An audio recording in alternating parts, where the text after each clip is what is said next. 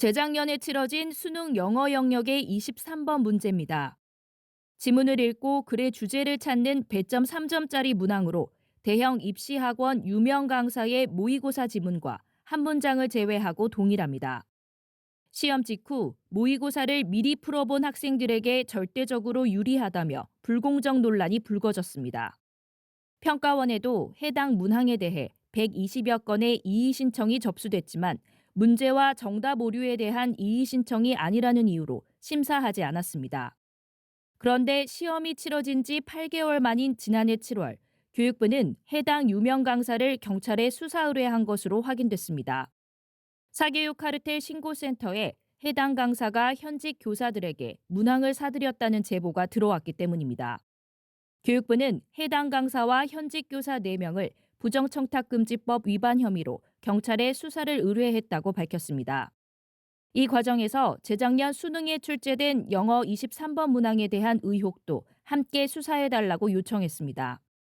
23번 문항에 대한 직접적인 제보는 없었지만 강사가 평소에 교사들에게 문항을 사들인 정황으로 봤을 때 해당 문항에 제기된 의혹에 대해서도 살펴볼 필요가 있다는 판단에서입니다. 다만 교육부는 경찰 수사 대상에 오른 교사들이 2023학년도 수능이나 모의평가 출제에 참여하진 않았다고 설명했습니다. 교육부 관계자는 수능 출제 과정에서 대형 입시학원의 사설 모의고사 문제도 검토해야 한다는 지적에 대해 비슷한 논란이 재발하지 않도록 대책을 마련하겠다고 밝혔습니다. EBS 뉴스 이상미입니다.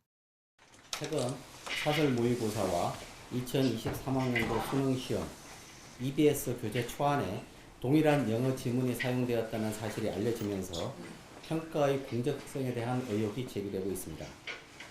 다른 어떤 시험보다 공정해야 할 수능에서 이러한 의혹이 발생했다는 점에서 국민 여러분께 송구하다는 말씀을 먼저 드립니다. 이러한 일이 발생한 원인을 명확하게 밝히고 이를 바탕으로 미비점을 보완하고자 평가원의 수능 모의평가 출제 과정, EBS 교재 집필 과정 전반을 긴급하게 점검하기 위하여 관계기관과 함께 오늘 회의를 열게 되었습니다.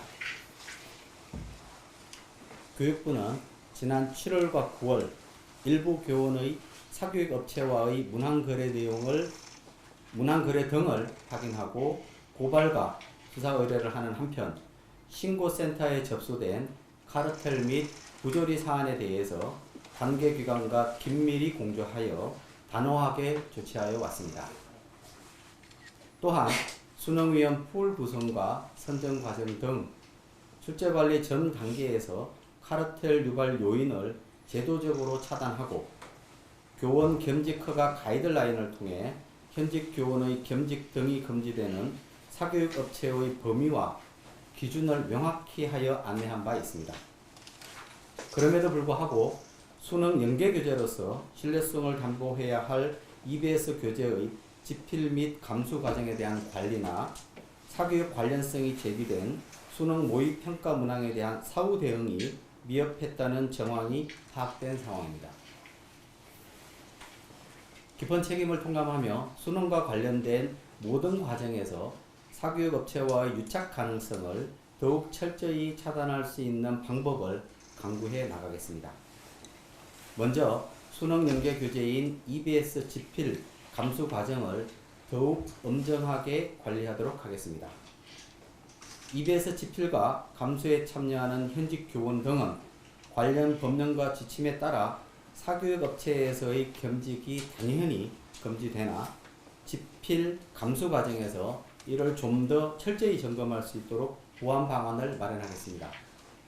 또한 수능 출제 과정 전반에서 카르텔 유발 요인을 차단하는 것은 물론 수능 이의 신청 과정에서 제기된 문제에도 보다 엄정하게 대응해 나가겠습니다.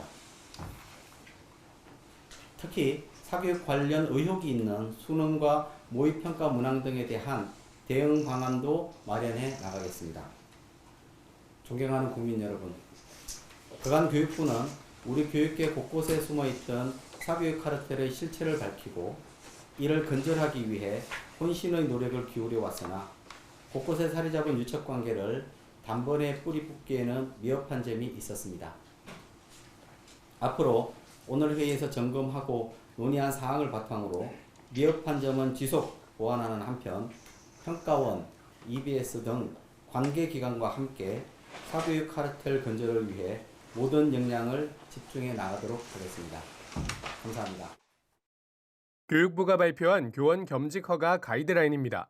학원에서 강의를 하거나 모의고사 문항을 만들어 파는 등 사교육 업체와 관련된 행위는 원칙적으로 금지하고 구체적인 예시도 담았습니다. 원래도 교원이 사교육에 참여하는 건 금지 대상이었지만 학교 현장에서 이 원칙이 무너졌다고 본 겁니다. 일부 교원이 겸직 등이 금지되는 사교육 업체의 범위와 관련 행위에 대해 잘못 이해하거나 관대하게 받아들이는 경향이 있는 것을 확인하고 이를 바로잡기 위해 가이드라인을 마련하였습니다. 겸직이 허가되는 경우는 정부 사업으로 이뤄지는 에듀테크 자문 등 공익적인 업무로 제한됩니다. 또 입시학원이 아닌 평생 직업교육학원이라도 사교육 유발 요인이 있는 경우엔 엄격한 심사를 거치도록 했습니다. EBS나 대학 등 학원과 무관한 기관의 경우 학교장의 허가를 받으면 겸직할 수 있습니다.